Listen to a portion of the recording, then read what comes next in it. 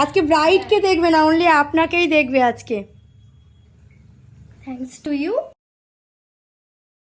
চলে এসেছি ভগবান গোলার এগেইন একটা পার্টি মেকআপ নিয়ে, দেখে নেওয়া যাক, চলুন।